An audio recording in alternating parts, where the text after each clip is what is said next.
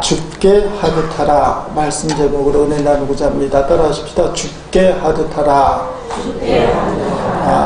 주께서 하셨듯이 하라 라는 말씀과도 내용은 통한다고 생각합니다. 죽게 하듯하라. 주께서 하셨듯이 하라. 이건 우리에게 주시는 레마의 말씀인데, 주님께서 그렇게 하셨으니까 너희도 주님처럼 하라. 여러분, 세상에서 우리가 살아가면서 가장 마음을 아프게 하는 것은 인간관계입니다. 돈 문제나 건강 문제도 많이 아프지만 사람 관계가 가장 속을 쓰리게 하고 입을 다물게 만들고 마음을 콱 닫게 만드는 그런 경우를 많이 보게 됩니다. 특별히 오늘 말씀을 통해서 인간관계가 회복되는 역사가 있기를 주의 이름으로 축복합니다. 성경에서 말하는 인간관계는 단어를 두 가지로 얘기할 수 있습니다. 그것은 사랑과 순종이라는 겁니다. 하나님은 우리를 절대적으로 사랑하십니다. 이것은 의심할 수가 없는 하나님의 사랑이에요. 하나님 우리를 사랑하신다. 그러한 사랑의 하나님을 인간은 어떻게 해야 되느냐? 순종하는 겁니다. 그렇게 살아갈 때 인간은 축복된 삶, 행복한 삶을 살 수가 있다. 하나님 우리를 사랑해 주시고 우리는 그 사랑의 하나님에 대하여 순종할 때 성경이 그렇게 말씀하고 있습니다. 여러분이 하나님은 우리를 사랑하시고 우리는 사랑의 하나님께 순종하는 것은 인간관계에도 고스란히 그대로 적용이 된다는 사실이에요. 하나님을 윗사람이라고 표현하고 우리를 아랫사람을 얘기하면 윗사람을 향해서는 순종이 필요하고 아랫사람을 향해서는 사랑이 필요한 거예요. 윗사람을 향해서는 하나님을 생각하듯이 사랑을 해야 되고 순종을 해야 되고 아랫사람을 바라보면서 하나님 우리를 사랑했듯이 사랑을 해야 된다. 그것이 인생의 행복한 길이라는 것입니다. 에덴 동산에서 아담과 하와는 하나님 앞에 순종을 했습니다. 그때는 에덴 천국을 이뤘어요. 아픔도 없고 병도 없고 고통도 없고 슬픔도 없고 절망도 없는 에덴 천국을 이루었는데 그 에덴 천국이 왜 무너져 내립니까? 그것은 악한 뱀이 하와를 미혹해서 선악과를 따먹는 불순종을 저질렀을 때 축복이 깨지고 에덴 동산에서 쫓겨나는 그런 비참한 삶을 살게 된 겁니다. 그게 불행의 시작이라는 거예요. 여러분, 위에 사람에게 순종하고 아래 사람에게 사랑을 베풀라는 것은 우리가 어렸을 때부터 아마 인류가 생겼을 때부터 들었던 말이에요. 우리 아이들을 키우면서 우리 둘째에게 뭐라고 얘기합니까? 너 믿음아, 형 발금이에게 말을 잘 들어야 돼. 알았지? 그 순종하라 그 말. 형 말 잘 들어야 돼. 발금에게 뭐라고 얘기해요? 야, 동생이 좀 장난치고 그래도 네가 사랑해야지. 네가 형인데. 근데 이 말은 제가 우리 형제 중에서는 가운데 차남인데 우리 부모님이 해줬던 말이에요. 우재야, 너 형님한테는 말을 잘 들어야 돼. 또 우리 동생한테 보면 우재야, 너는 동생은 사랑해야 돼. 여러분도 다 그렇게 들었을 거 아니에요. 그런데 살아가다 보니까 그게 안 돼요. 형한테 대들었다가 주워 터지고 동생 감정으로 주워 팼다가 부모에게 주워 터지고 인생이 생각처럼 안 돼요. 그러니까 윗사람을 향해 순종하고 아랫사람에게 사랑을 베푸는 게 본능적으로 안 된다는 거예요. 왜 안 됩니까? 그게 가장 큰 축복의 통로고 행복의 길인데 왜 그게 안 됩니까?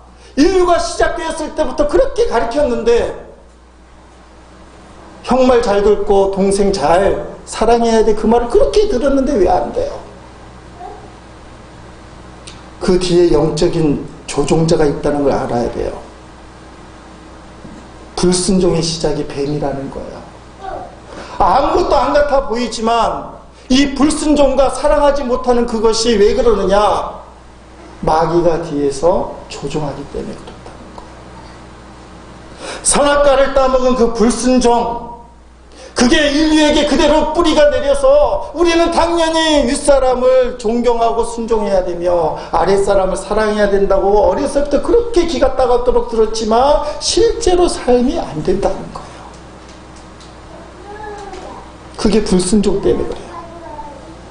악한 마귀의 뒤에서 인간의 본능을 쥐어잡고 못하게 만들어서 그래요.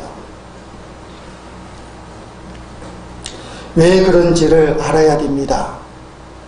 불순종 때문에, 죄 때문에 그런 거구나. 그걸 언제라고 얘기하는데, 뱀의 유혹으로 인한 아담과 하와의 불순종의 죄 때문에 내가 그렇게 부모님을 순종하고 싶고 자식들을 사랑하고 싶은데도 안 되는구나. 그게 죄 때문이라는 것을 알아야 돼요. 이 죄 문제를 누가 해결해 주십니까? 2000년 전에 이 땅에 오신 예수님이에요. 성탄절 사건은 이 죄 문제를 해결하기 위해서 하나님이 인간으로 오셨어요. 독생자를 보내준 사건으로. 성탄절 사건으로 오셨는데 그게 죄 문제를 해결해요. 그래서 예수를 믿게 되면 죄가 사라지잖아요. 불순종의 원죄가 깨지는 거예요. 그러면 깨어졌던 인간관계가 다시 회복이 돼요. 여러분, 그것이 계속해서 에베소서 얘기하는 말씀 아닙니까? 에베소서는 인간의 하나됨, 교회의 하나됨, 하나님과 성도의 하나됨을 이야기해요. 하나의 중요성을 이야기하는데, 우리가 에베소 5장 18절 말씀에 성령의 충만함을 받으라. 성령의 충만함을 받게 되면 교회에서 기도 잘하고 예배 잘 드리고 구제하고 봉사 잘하는 게 성령 충만함이 아니라 인간관계에서 그 관계가 회복된 걸 보여줘야 된다는 거예요. 그래서 가장 가까운 부부 사이에서 우리가 살펴봤잖아요. 그 다음에 부모 자식 사이에서, 그리고 오늘 세상에 나가면 사람들과의 관계, 아랫사람 윗사람 관계, 본문에서는 종과 주인의 관계, 상전과 종의 관계라고 표현되어 있지만 오늘 그 관계를 살펴보는 거예요. 여기 인간관계가 회복이 돼야만 그 사람이 예수 잘 믿는 사람이고 성령 충만한 사람이다. 저도 많이 찔려요. 부부관계가 원만하지 못하면서도 성령 충만하다고 하는 건 거짓말. 부모 자식 간이 마음이 달라지고 갈등이 많은데도 교회 와서 아멘 눈물을 흘리며 찬송하는 것도 거짓말. 사회생활 가면 사람들이 왕따 시키고 저 인간은 왜 오냐 하는 그런 모습으로 사람들 손가락질 받으면서 교회 와서 신앙생활 잘한다? 그것도 안 된다는 거예요. 그러면서 에베소서 말씀을 가만히 보니까 성경이 말하는 인간관계에 두 가지 원리를 계속 얘기해요. 그것은 사랑과 순종이에요. 그런데 순서가 에베소서에는 순종이 먼저 나오고 사랑이 나옵니다. 여러분 한번 살펴봅니다. 여기까지 본 말씀인데 에베소서 5장 22절 말씀. 자, 아내들만 한번 읽어봅니다. 시작. 아내들이여 자기 남편에게 복종하기를 주께 하듯 하라면. 자, 복종 얘기하잖아요. 남편이 윗사람으로 보이는 시대, 가부장적 시대니까. 자, 남편들아 읽어봅니다. 에베소 5장 22절 남편들만 읽습니다. 남편들아 아내 사랑하기를 그리스도께서 교회를 사랑하시고 그 교회를 위하여 자신을 주신같이 하라. 아멘. 사랑을 얘기해요. 자, 이제 부모 자식 간에 우리는 부모이기도 하고 또 자식이기도 하니까 같이 읽습니다. 에베소 6장 1절 말씀 시작.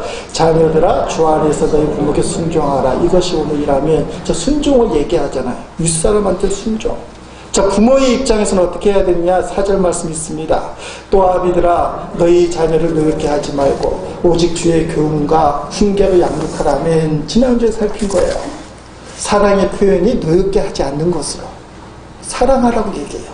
자, 오늘 본문의 핵심입니다. 6장 5절 말씀. 종들, 아래에 있는 사람들에게 뭐라고 얘기하느냐? 같이 읽습니다. 종들아 두려워하고 떨며 성실한 마음으로 육체의 상전에게 순종하기를 그리스도께 하듯 하라면. 순종하라 이거예요. 우리가 세상에 가면 윗사람이기도 하지만 또 아랫사람이기도 하고 또 그리스도 앞에서는 다 종들이니까. 자, 어떨 땐 우리가 어른이 되니까 윗사람이 될 수도 있어요. 자, 상전일 수도 있어요. 상전은 어떻게 해야 되느냐? 다 같이 읽습니다. 상전들아 너희도 그들에게 이와 같이 하고 위협을 그치라. 이는 그들과 너희의 상전이 하늘에 계시고 그에게는 사람을 예물로 취하는 일이 없는 줄 너희가 알미라. 아멘. 저 유업을 끝이라는 말은 이제 설명을 하겠지만 사랑을 베풀라는 말이에요. 자, 에베소서에서 무슨 얘기를 하는 거예요? 사람 관계에서 윗사람을 향해서는 순종하라. 아랫사람을 향해서는 하나님이 우리를 사랑하듯이 사랑을 베풀라. 이렇게 살면 그 사람이 하나님이 축복하는 행복한 삶을 살 수 있다. 요새 우리가 우리 근대 역사를 통해서 민주화 운동, 그러다 보니까 데모 많이 하고 반대를 많이 하다 보니까 성경의 이 가르침이 왜곡되는 경우가 많아요. 아, 교회 갔더니 또 복종하라 그래, 또 순종하라 그래. 세상이 복종만 하면 돼, 순종만 하면 돼. 혹시 그런 마음속에 올라오시는 분들은 성령께서 눌러주시기를 축복합니다. 요새 안녕하십니까? 인터넷이 도배되잖아요. 다 안녕하지 못하지만 안녕하지 못하다고 해서 발전되는 건 없잖아요. 문제를 인식하는 건 중요하고 고치는 것도 중요하지만 성경적인 가르침은 하나님 앞에 감사하는 거예요. 하나님 앞에 감사를 갖기 시작하면 기본적인 자세가 윗사람을 향해서는 순종이 가능하고 아랫사람을 향해서는 사랑이 가능하다는 거예요. 여러분, 오늘 본문에 나와 있는 이 주인과 종은 인간관계에서 제일 회복하기 어려운 인간관계. 아니, 부부는 싸움은 칼로 물베기라 그러잖아요. 어저께까지 등 돌리고 잤지만 오늘 그냥 또 얼굴 보고 하하 웃을 수 있는 게 부부관계예요. 아, 자식 속을 썩여서 그렇게 속에 시커멓게 타오르지만 때로는 자식 때 하하하 웃는 게 또 부모예요. 그런데 사회생활 하면서 상전이라고 표현된 윗사람과 상사들, 그리고 종으로 표현된 아랫사람들은 쉽지가 않아요. 사회생활 잘하려면 웃고 싶어도 울어야 되고 울고 싶어도 웃어야 되고 분위기를 잘 태야 된다는 거예요. 사회생활이 힘든 게 사실입니다. 그렇지만 사회생활에서 인간관계를 어떻게 할 것이냐? 순종과 사랑이 있어야 된다는 거예요. 여러분, 이 말은 우리가 좀 강도를 약하게 받아들여요. 우리가 요새 말하는 상점 주인 하면 어느 정도입니까? 회사 사장님, 상사 정도.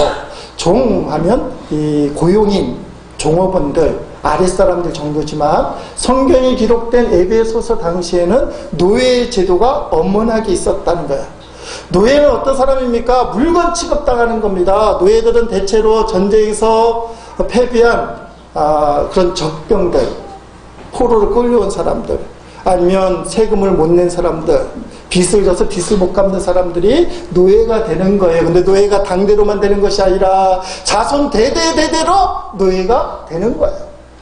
로마 시대 때 에베소서가 기록된 당시에 노예가 6천만 명이 있었다고 그래요. 지금 인구가 하도 많아서 놀라지 않지만 6천만 명은 대단해요. 자유인이 1,200만 명. 자유인의 4배가 노예예요. 그냥 길 가는 사람 있으면 5명 중에 한 사람은 자유인이고 4명이 노예예요. 자기 목숨 자기 마음대로 못하는 노예들. 그러니까 로마 시대에는 모든 일을 누가 하겠습니까? 자유인은 20%도 안 되고 80%가 노예니까 노예들이 다 해요. 집 짓는 것도 노예, 농사 짓는 것도 노예. 자, 더 재밌는 게 있는데 요새 말로 얘기하면 예술하는 거, 노래 부르고 무용하고 그림 그리는 거 누가 하겠어요? 노예가 해요. 자, 더 재미난 게 있는데 병을 고치는 의사, 공부 열심히 해야 돼. 머리 아픈 의사 누가 하겠어요? 노예가 해요. 여러분, 애들 가르쳐야 되는 그 선생님 일, 여기 선생님도 계시면 지금 선생님 존경하잖아요. 그때 누가 하겠어요? 노예가 해야 돼. 노예. 똑똑한 노예 불렀다가 귀족들 자제를 가르쳤어요. 만약에 그 당시에 자제가 시험을 봐서 빵점 맞았다, 자녀도 혼나지만 누가 혼나겠어요? 선생님은 모가지감이에요. 왜냐하면 노예는 쎄고 쎄으니까. 노예가 그 일을 다 했어요. 그 사회의 근간이 노예예요. 노예는 물건 취급당했고, 여러분, 이 시대에 상전들에게 뭐라고 얘기하느냐? 너의 종들을 사랑하라. 그 말이 뭐예요? 위협하지 말아라. 오늘 말씀해 보니까 위협을 끝이라, 협박하지 말아라 이 말인데 어떻게 협박을 안 할 수 있어요?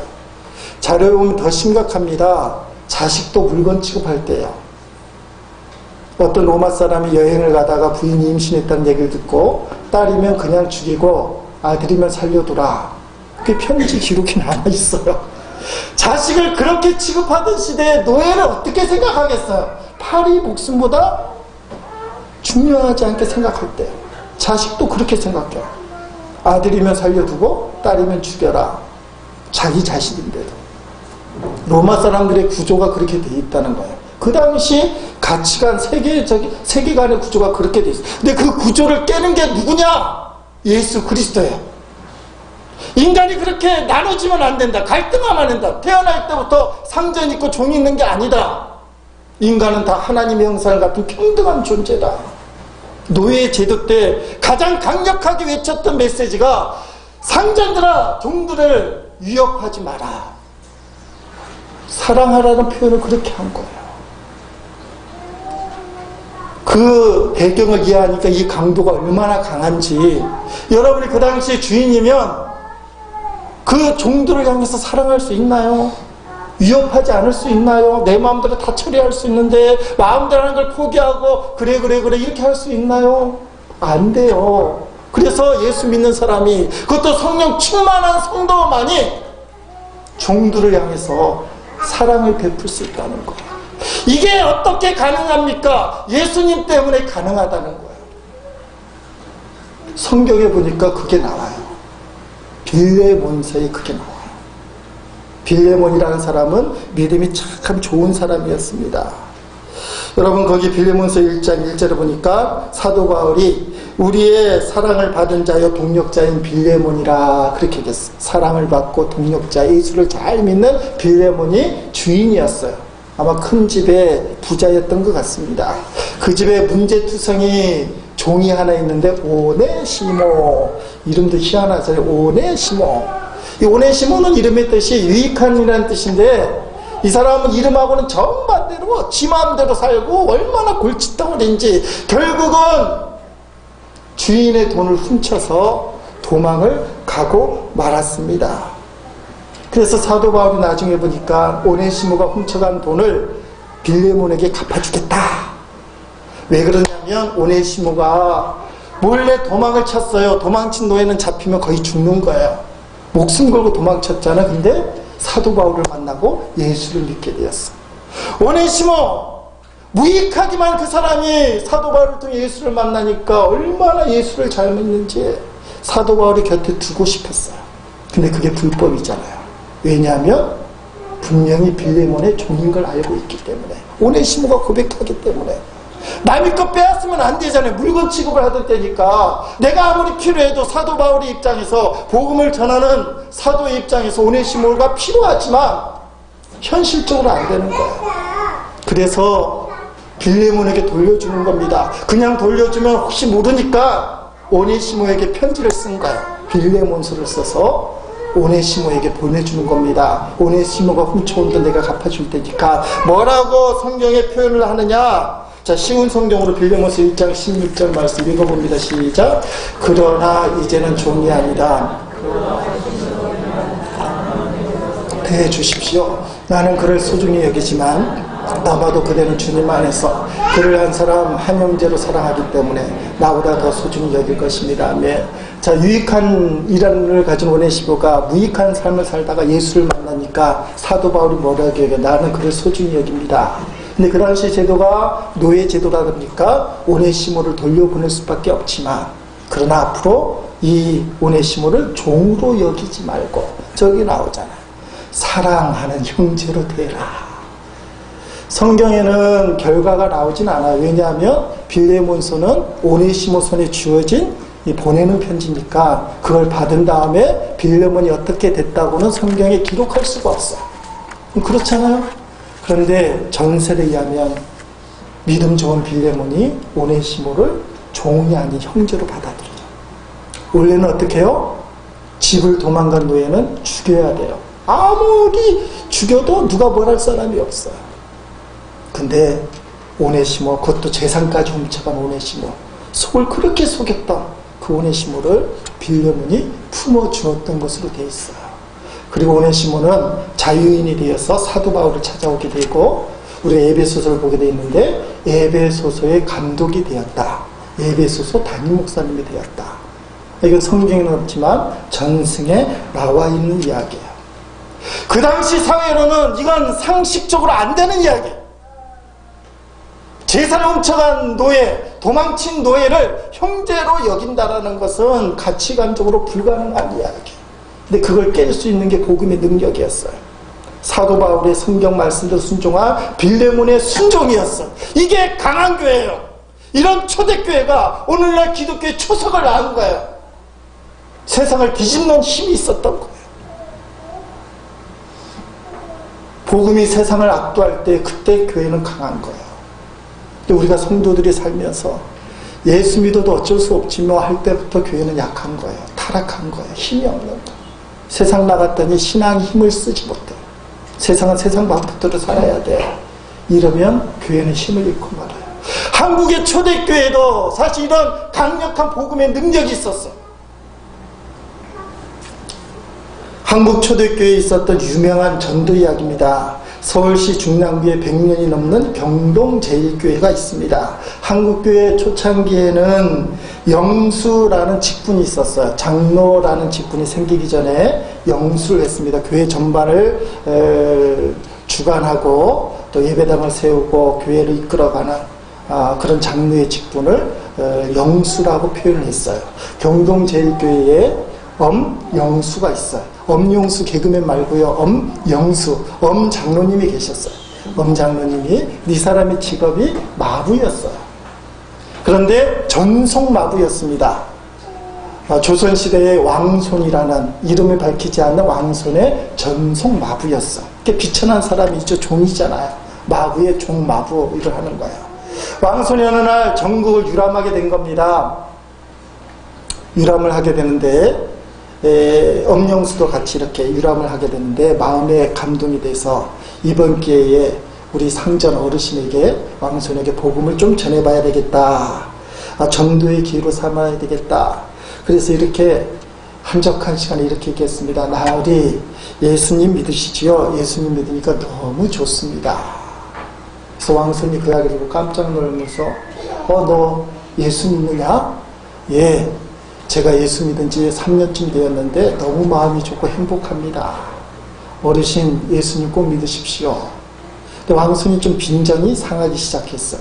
이쪽에 마부 출신인데 나보고 뭐 이래라 저래라 하냐. 그래서 빈정이 상해서 야 예수 믿으면 상놈이 양반이 된다더냐.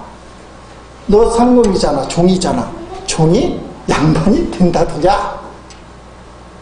엄장로님이 그때 기도하다가 하나님의 지혜를 주셨어요. 예수를 믿는 도는 말입니다. 어르신, 마부가 양반이 되는 것이 아니라 마부가 마부의 일을 더 잘 감당하는 것이 예수를 믿는 도리입니다. 너무 기가 막힌 답을 한 거예요. 왕손의 입장에서는 비천하고 지식도 짧다고 생각하니 마부가 너무 기가 막힌 말을 하는 거예요. 예수 믿는다고 해서 인간적으로 양반되려는 꿈을 꾸는 것이 아니라 내게 주어진 마부의 일을 더 잘 감당하는 게 예수님이 가르쳐주는 인간의 도리입니다. 그게 마음에 남은 거야. 왕손이 이 일이 계기가 되어서 예수님을 믿게 되었는데 희한한 일을 했다는 겁니다. 이 엄장로님을 불러서 당신이 나이보다 나이가 많으니까 앞으로 형님 동생 합시다. 여러분 왕손하고 마부는 사실 같이 있을 존재가 아니에요. 근데 예수 믿고 나니까 이 사람이 이 엄장로님한테 형님 그런 거예요. 형님. 그 시대는 이게 불가능했어. 근데 복음이 가능케 했다는 것입니다. 이 왕수는 나중에 신학을 공부하고 그 다음에 승동교회의 초창기 목사라는 기록만 남아있어요. 승동교회 초창기 목사. 이게 한국교회의 힘이었어요. 사회를 뒤바꾸는 힘이었어요. 기독교인 요새같이 10%, 20%, 25% 얘기하지 않고 1%도 안 되고 0.5%는 안 됐지만 말씀이 사회를 뒤바꾸는 힘이 거기에 있었어. 상하관계가 깨지는 현상이 그대로 있었다 이거예요. 말씀의 능력이 있었어요. 위에 사람을 향하여 진짜 순종을 할 수 있고 아래 사람에게 정말 사랑을 베풀 수 있는 그런 관계가 현실화됐다 이거예요. 그때 복음은 능력이 있고 하나님의 영광은 드러난다는 사실이에요. 여러분, 그렇기 때문에 말씀의 능력으로 살면 삶이 바뀌기 시작해요. 하나님이 정말 도와주셔요.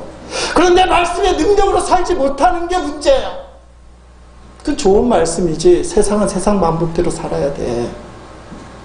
때로는 성도들끼리 그러잖아요. 교회에 너무 미치면 안 돼. 적당히 미쳐야 돼. 이게 얼마나 불신앙적인 이야기인지 본인은 몰라요.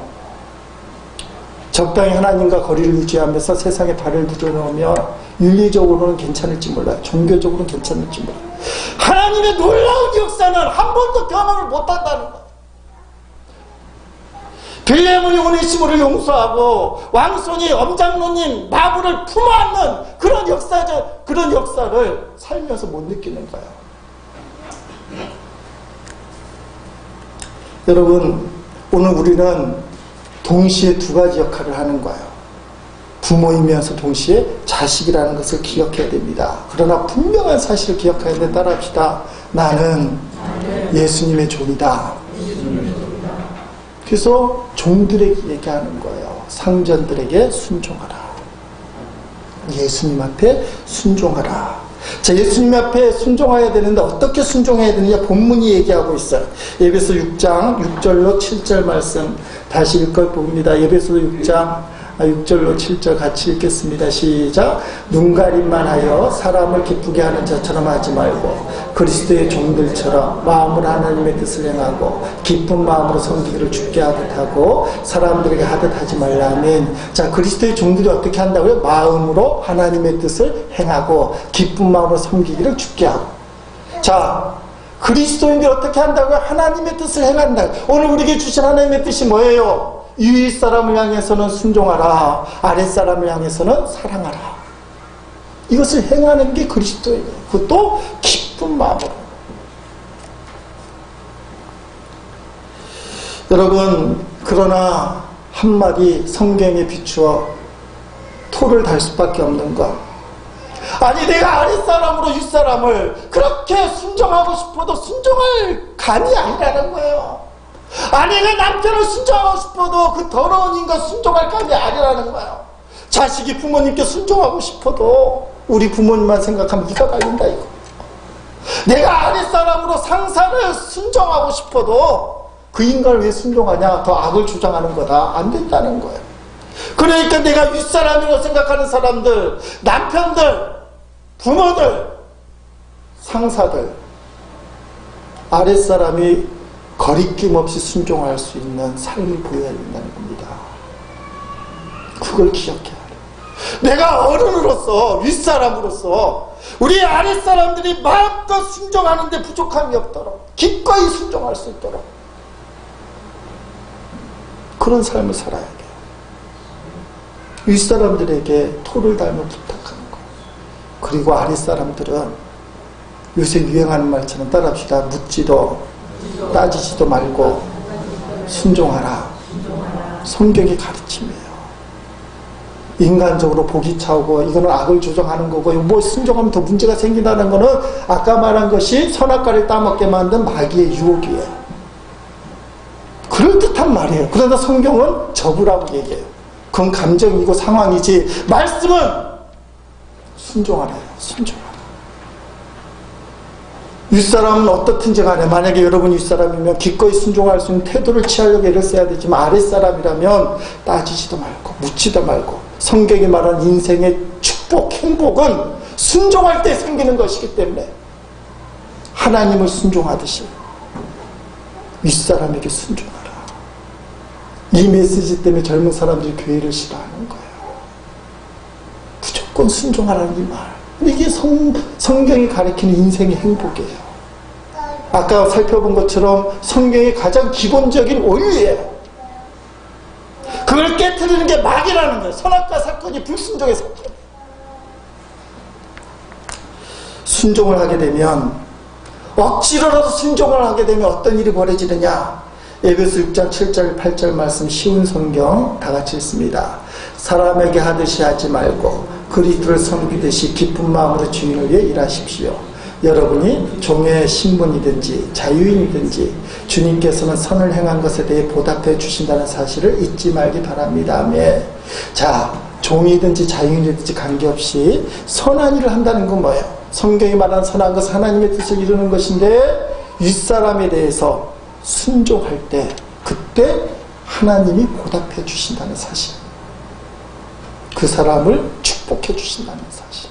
그렇기 때문에 사람을 대할 때 죽게 하리더라.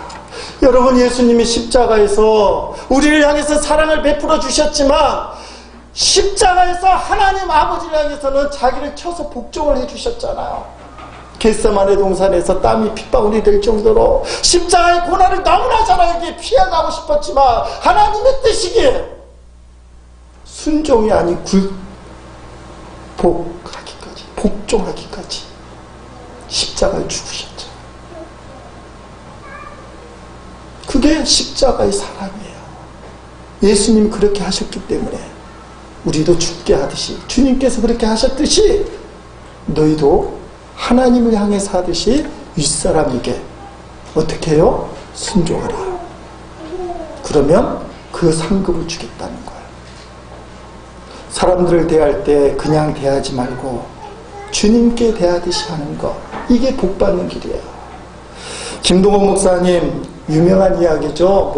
한국교회에 메아리가 침도도 여러 가지 설이 있지만, 페이스북에 작년 8월 달쯤에 김동원 목사님 본인이 올린 이야기입니다. 책에도 나오긴 하지만, 높은 뜻 숭의교회 시절에 멀리 김천에서 서울까지 올라와서 신앙생활하는 성도 가정이 있었습니다.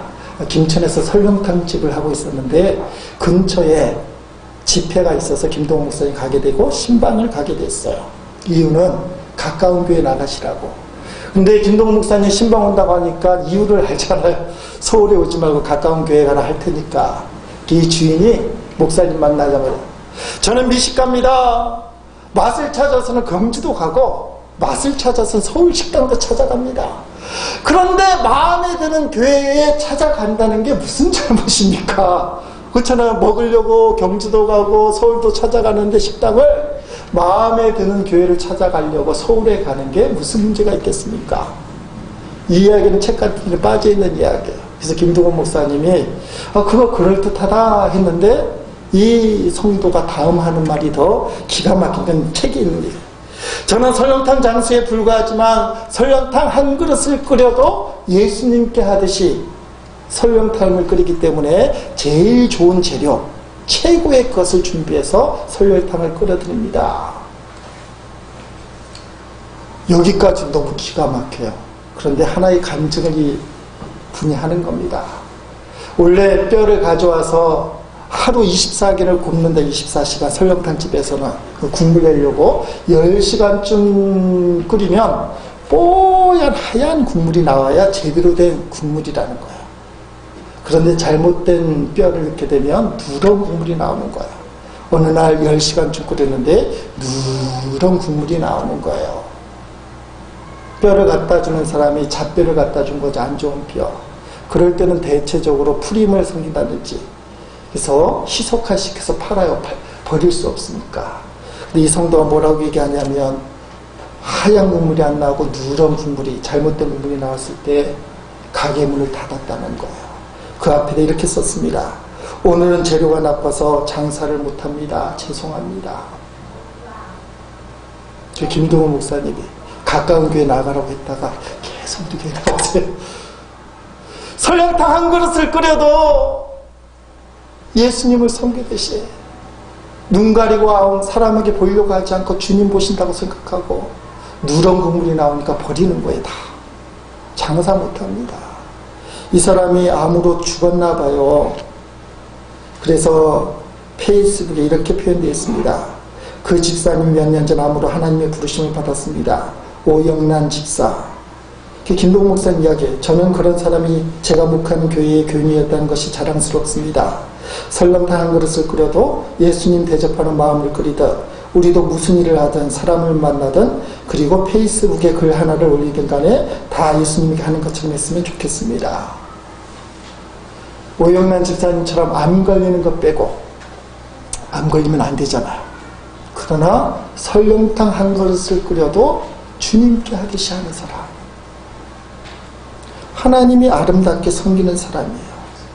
여러분, 우리가 주인으로 모시고 왕으로 모시는 예수님이 말입니다. 자기를 쳐서 자발적인 종이 되었다는 걸 기억해야 돼요.